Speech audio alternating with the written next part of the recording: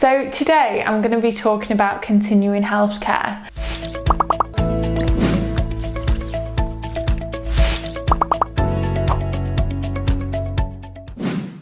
I've had a request to do this, and what I'm going to do is try and provide some simple information which then people can read around, but at least you'll have some headlines of the key bits that might help people understand it.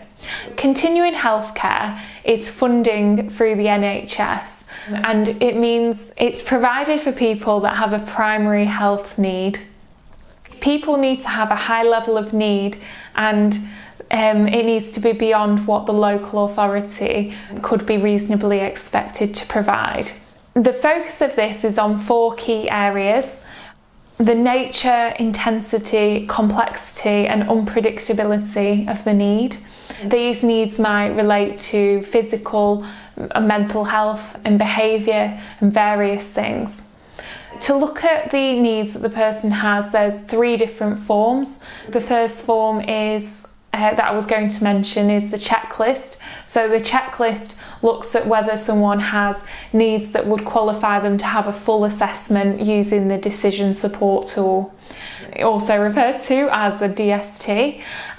So when they're doing the full assessment using the DST form, there's 2 professionals that need to be there, the social worker and a representative from the NHS.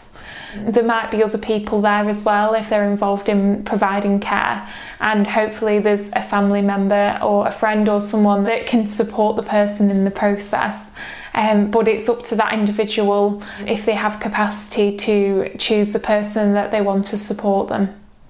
So there's 11 domains that will be looked at, and there's a 12th domain to pick up anything that hasn't been looked at through the assessment process. Within the 11 domains, there's things to looked at like skin integrity, behaviour, things like that. And what you should do is take a look at them on the checklist form and the DST form, just so that you've got an idea of exactly what they are. There's different aspects to that of how people would fit into those, and then it's looked at the end about how people have scored within each of those domains, and there will be a discussion between everyone in the room to make those decisions as you go through the form. The other form is the fast track tool, so that's looking at whether someone has rapidly deteriorating needs, so that might be people that are at the end of their life. Once this has been decided, if people qualify for this care, it isn't means tested like local authority funding. Even if people have capital in the property or savings, that wouldn't be taken into account, and people would just get the funding for that. Something that sometimes happens during a DST is that people aren't eligible for the fully funded care, but they have got nursing needs that need to be met in a nursing home, and then the NHS would fund that, and that's called FNC, funded nursing care. Sometimes there's an assumption that the needs have to be met in a nursing or a residential placement, but the continuing healthcare funding, it's not prescriptive in that, and the needs can be met anywhere. Yeah, they're just some key headlines that hopefully will help people when they're trying to understand the broader information that's out there and what to look out for. Thank you.